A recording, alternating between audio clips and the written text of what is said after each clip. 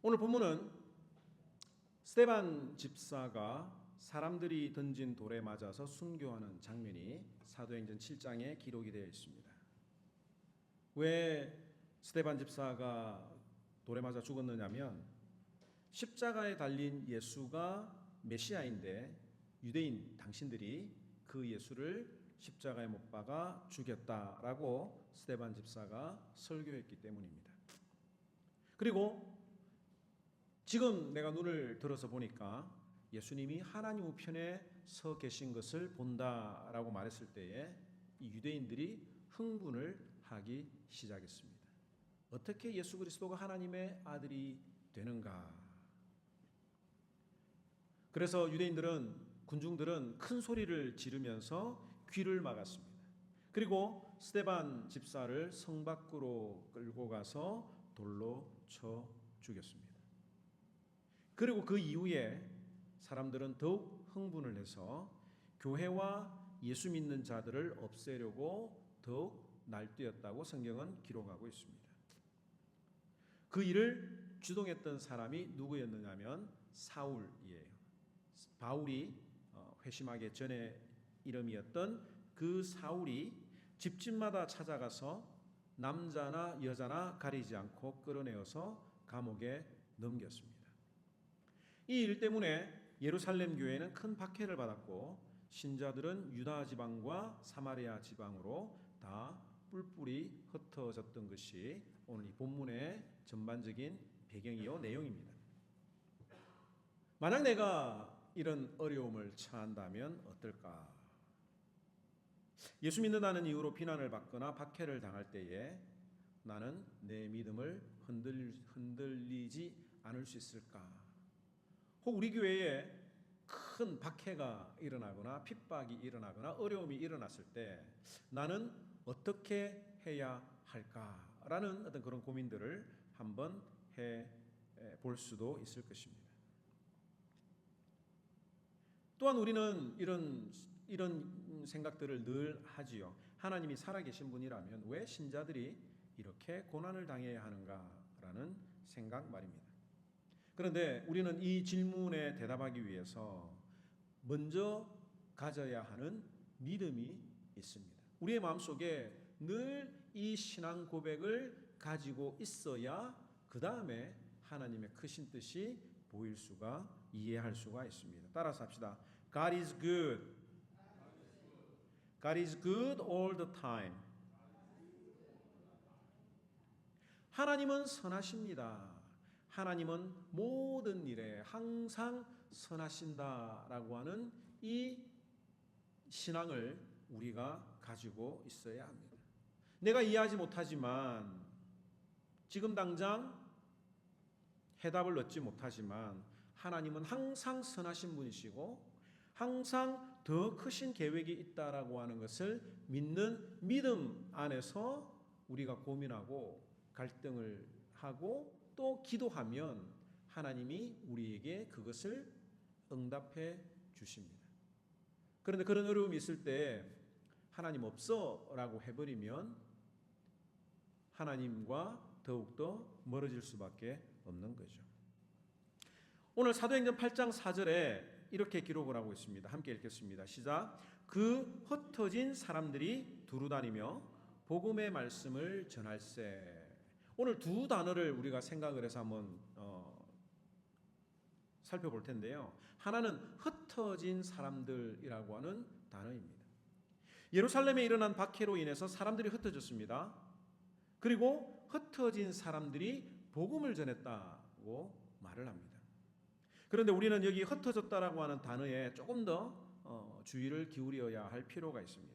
이 흩어졌다라고 하는 헬라어는 디아스페리오라고 하는 단어인데 농부가 씨를 사방으로 뿌리다라고 하는 뜻의 동사입니다. 그러니까 씨를 뿌린다 할 때 그 뿌린다의 단어가 흩어진다, 디아스페리오라고 하는 단어인데 여러분들 씨는 저절로 뿌려질 수 있습니까? 없습니까? 뿌려질 수 없죠. 씨는 자신의 의지와는 상관없이 농부에 의해서 뿌려질 뿐입니다. 이게 동사 시제로 하면 수동태가 되는 것인데 하나님께서 농부가 신자들 씨를 사방으로 흩어지게 하셨다라고 하는 뜻이 되는 겁니다. 여러분들, 예수님이 십자가에 달리시기 전에, 그리고 승천하시기 전에 제자들에게 무엇을 명령하셨습니까? 예루살렘과 온 유다와 사마리아와 땅끝까지 이르러 내 증인이 되라고 제자들에게 명령하셨습니다. 그런데 시간이 지났음에도 불구하고 제자들은 예루살렘을 떠나지 않고 있었습니다. 아직은 그때가 아니라고 생각을 했을지도 모르겠습니다. 그런데 이 예루살렘에 일어난 박해를 통해서 사람들이 흩어졌고 하나님이 흩으셨고 그 사람들을 통해서 복음이 온 세계에 퍼질 수 있는 그 발판을 만드셨다고 하는 거죠. 사도행전 11장 19절 말씀 한번 읽어보도록 하겠습니다. 시작. 스데반의 일로 일어난 환란으로 말미암아 흩어진 자들이 베니게와 구브로와 안디옥까지 이르러 유대인에게만 말씀을 전하는데 그 중에 구브로와 구레네 몇 사람이 안디옥에 이르러 헬라인에게도 말하여 주 예수를 전파하니 주의 손이 그들과 함께 하심에 수많은 사람들이 믿고 주께 돌아오더라. 여기 보니까 스데반에 일어난 일로 인해서 그 큰 환란으로 인해서 사람들이 흩어졌는데 여기에 특별히 한 지명을 우리가 생각을 해야 합니다. 안디옥이라고 하는 단어죠. 여러분들 지나가다가 안디옥 교회를 들어본 적이 있습니까? 안디옥 교회라고 하는 교회 이름을 가진 교회들이 있는데 여기 이 안디옥 교회는 오늘 이 본문에 나오는 안디옥 지명이에요. 이 안디옥이 어떤 곳이냐면 이방인을 향한 첫 교회가 안디옥에 세워졌고 또 사도 바울이 회심을 하고 사역을 했던 첫 교회가 안디옥 교회이며 이 안디옥 교회에서 바울과 바나바가 선교사로 파송을 받아서 이방인들에게 복음을 전했던 곳이 바로 안디옥이요 안디옥 교회입니다. 그러므로 안디옥 교회라는 뜻은 우리는 선교 열심히 하는 교회입니다 라고 하는 어떤 그런 뜻으로 사용된다고 보시면 됩니다. 그런데 이 안디옥 교회가 어떻게 세워졌다고요? 스데반 집사가 순교를 당할 때 예루살렘 교회가 핍박을 받았는데 그때 하나님이 흩으신 사람들 중에 몇 사람이 유대인에게만 복음을 전하는데 그 중에 또 몇 사람이 이방인들에게도 복음을 전하고 그곳에 교회가 세워졌다고 하는 겁니다.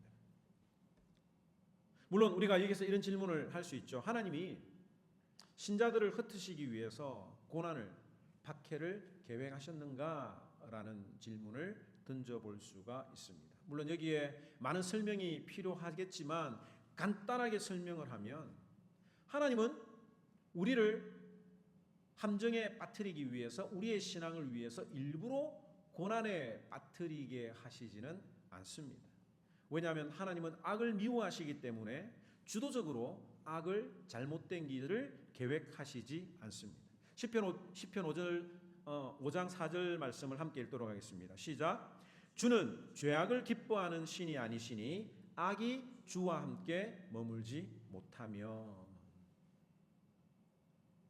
악한 것을 계획하는 존재는 누굽니까? 사탄이에요.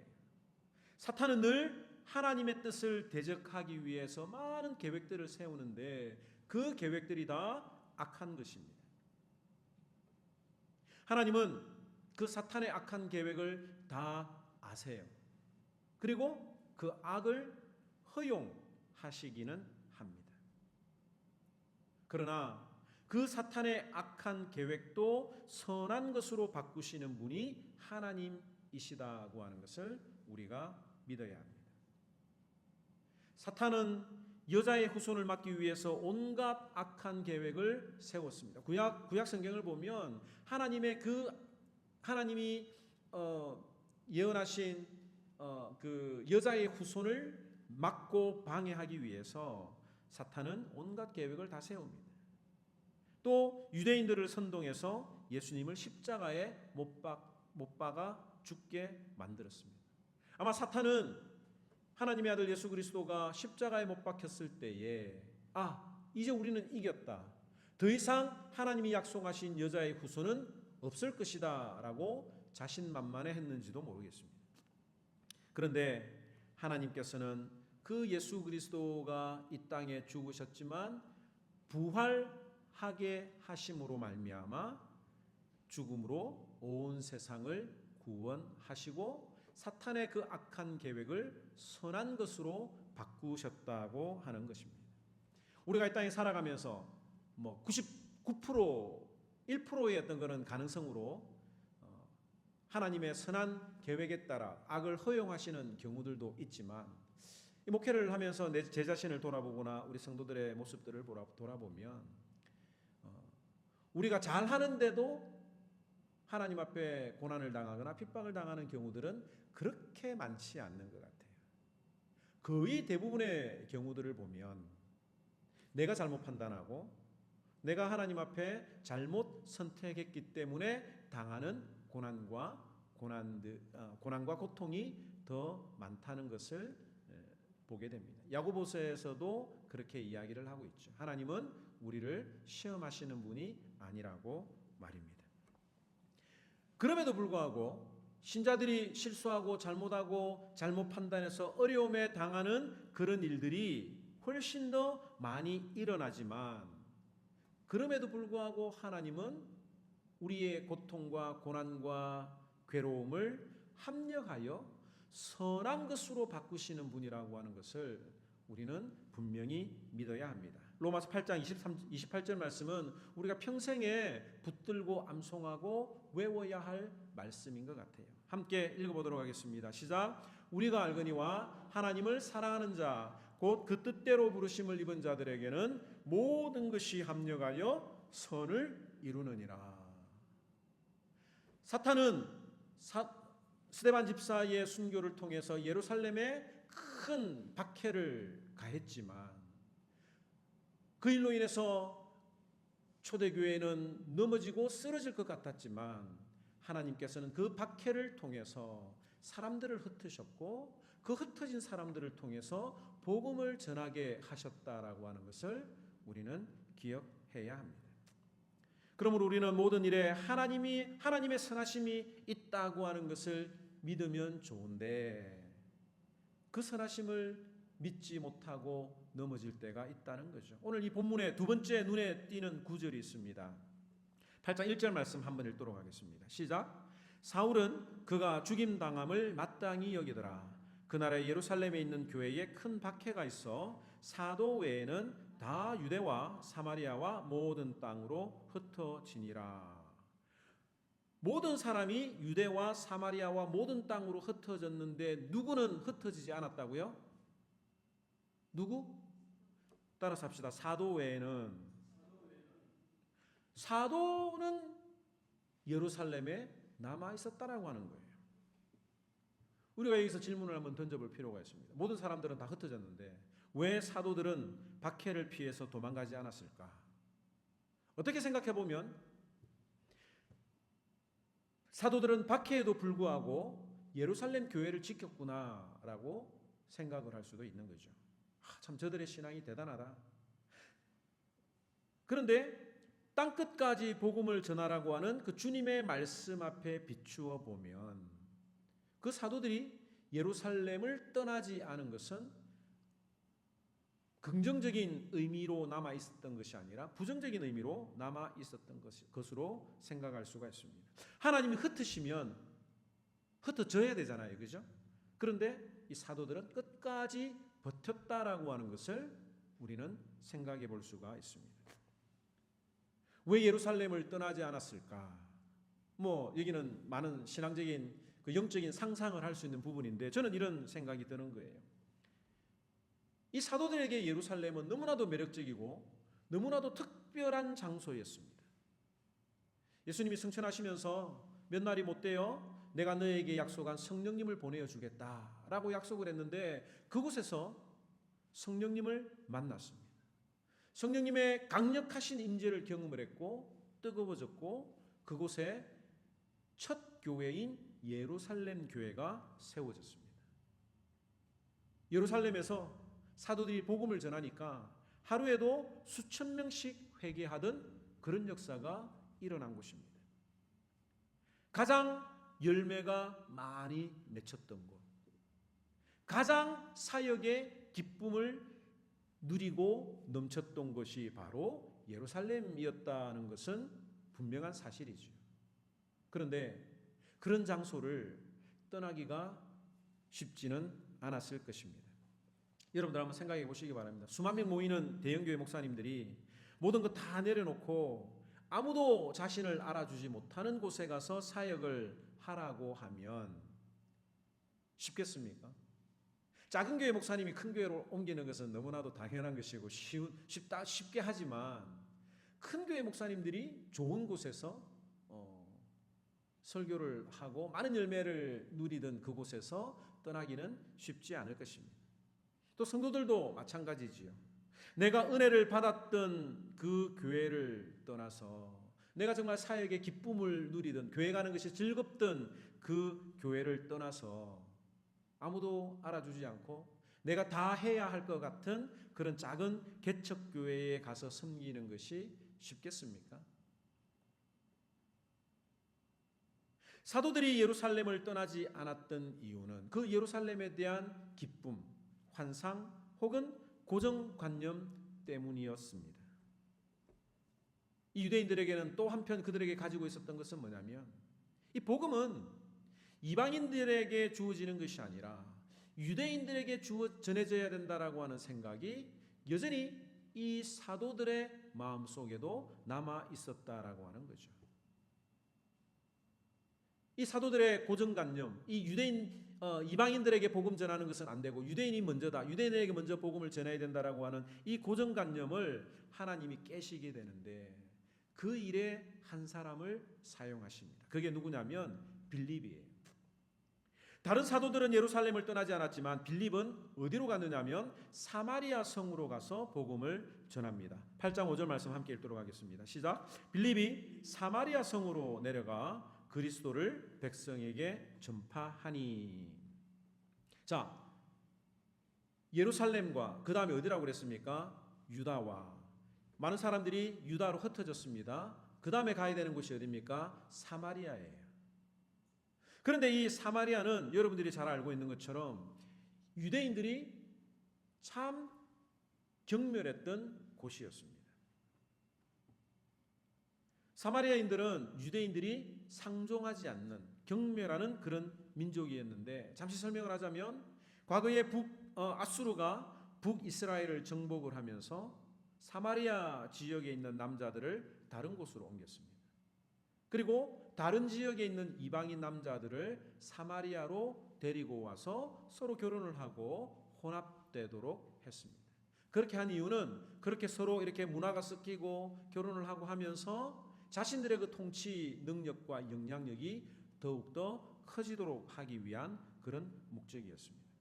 그런데 이 순수 혈통을 강조했던 유대인들은 이 사마리아 지역 사람들이 이방 종교인들과 이방인들과 결혼하는 모습을 보면서 손가락질을 하면서 같은 민족으로 여기지 않았던 사실이 있습니다.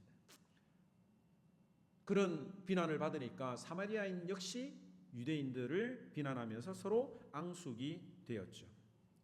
그래서 유대인들은 돌아가는 일이 있더라도 사마리아 지역은 통과하지 않았습니다. 그리고 그들과 말도 섞지 않은 그런 관계에 있었습니다. 그런데 그 성에 누가 들어갔느냐면 빌립이 내려간 거예요. 그 결과 사마리아 성에서의 사역은 성공적이었습니다. 많은 기적이 일어났고 많은 사람들이 세례를 받았습니다. 그리고 사마리아 성에 있는 사람들이 복음을 받고 변화되었다, 복음을 받아들였다라고 하는 소식이 예루살렘에 있는 사도들에게도 전해졌습니다.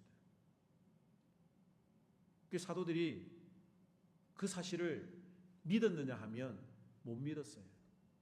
그래서 베드로와 요한을 보내서 확인하고자 합니다. 사도행전 8장 14절 말씀 함께 읽도록 하겠습니다. 시작. 예루살렘에 있는 사도들이 사마리아도 하나님의 말씀을 받았다 함을 듣고 베드로와 요한을 보내매, 확인차 보낸 거예요. 베드로가 주도적으로 복음을 전한 적은 없습니다. 빌립이 걸어간 복음의 여정을 확인하러 갔다가 그곳에서 자기도 이방인 고넬료에게 복음을 전하고 이방인하고 함께 식사를 합니다. 그 고넬료와 식사하기 전에 베드로가 환상을 보잖아요. 하늘에서 부정한 음식들이 바구니에 담겨져서 내려오는데 하늘에서 음성이 들려서 베드로를 놀라게 하죠. 이 부정한 음식을, 이 음식을 먹으라고 할 때에 베드로는 한사코 거절합니다.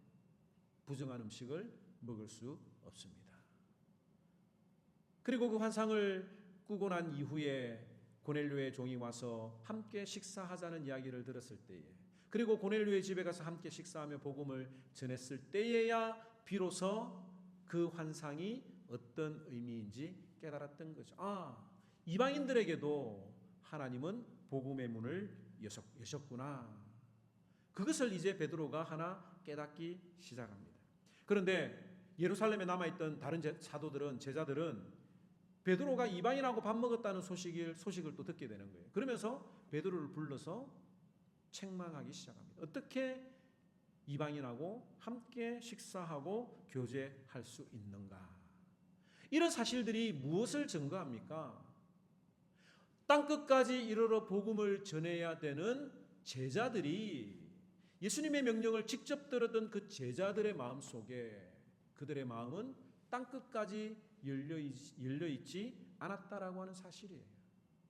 유대인들에게만 복음이 전해져야 된다라고 하는 고정관념이, 문화적인 그런 생각들이 그들의 마음속에 자리를 꽉 잡고 있었다라고 하는 겁니다. 우리가 이야기를 나눌 때 한번 살펴보겠지만, 우리 인생을 돌아볼 때에 언제 우리가 크게 성장했던 것 같습니까?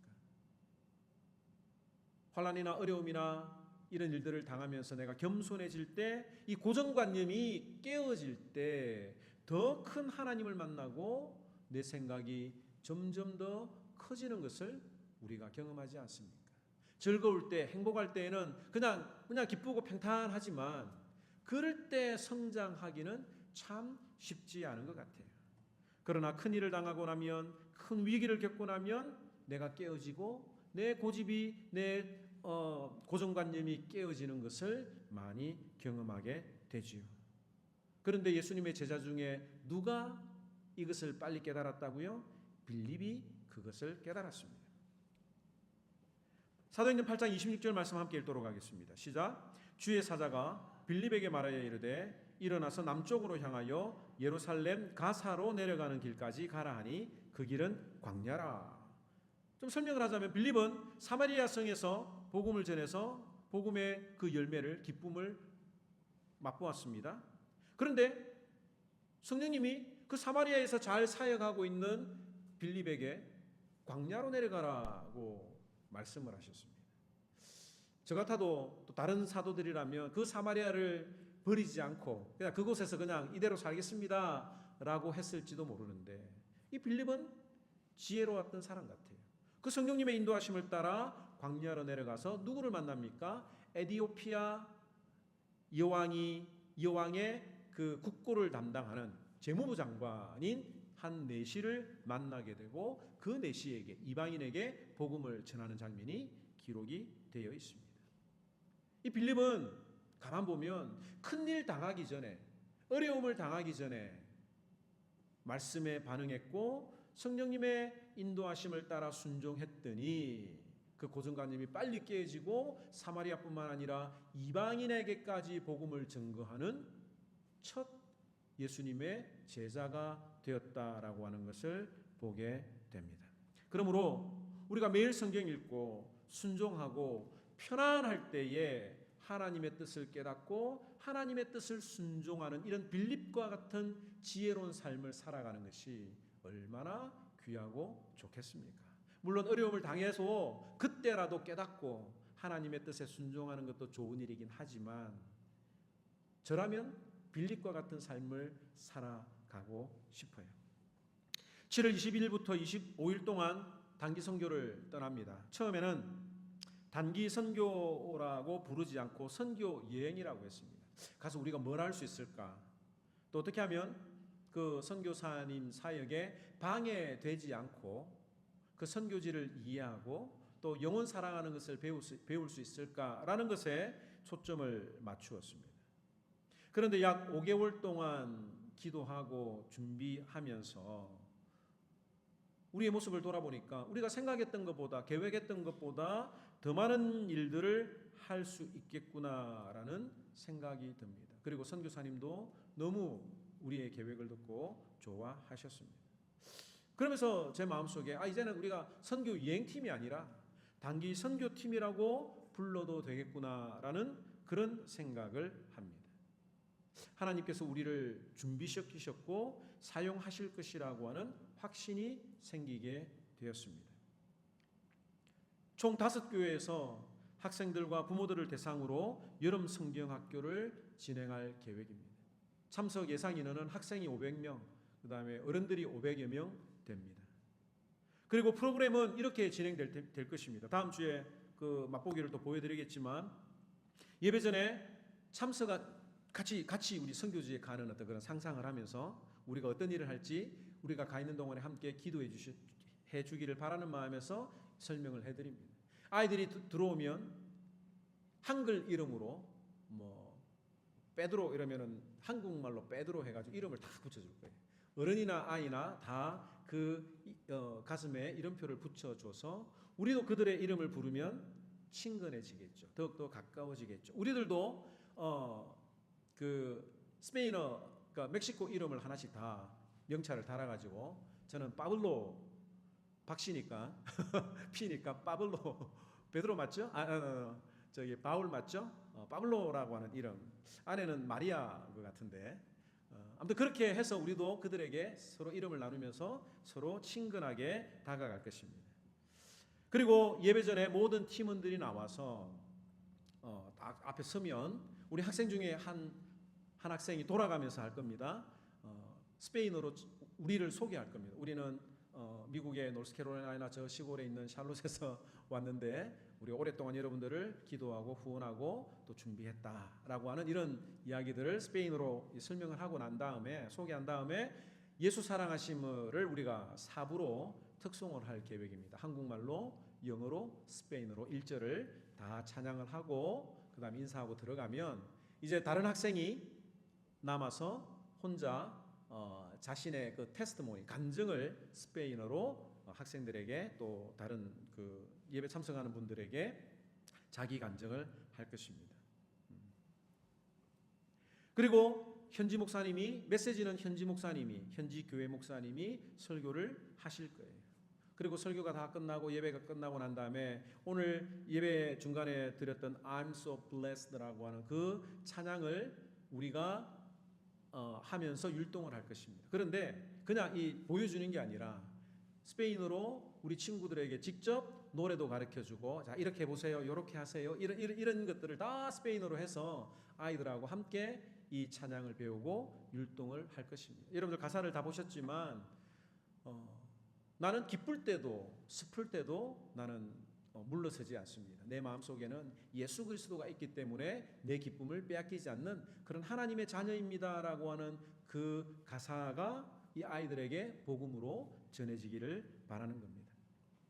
그리고 레크레이션 게임도 스페인어로 우리가 직접 김관수 집사님이 하시고 또 만들기를 또 우리 지인 씨와 또 우리 장로님들과 다른 분들이 함께 모여서 다 만들기도 붙여라 잘라라 뭐 이런 영어로 다 스페인어로 해가지고 아이들과 그 버블 이 방울 비눗방울 만드는 이만한 그 비눗방울을 만들어서 마당에서 날리고 그 다음에 식사를 하면서 사진을 찍은 것들을 그 자리에서 현상해 주는 그런 시간을 가질 거고요. 그리고 우리가 후원했던 그 금액으로 어른들과 아이들에게 선물을 나눠주고 교회 정리를 하고 돌아오는 그런 일정을 가질 것입니다.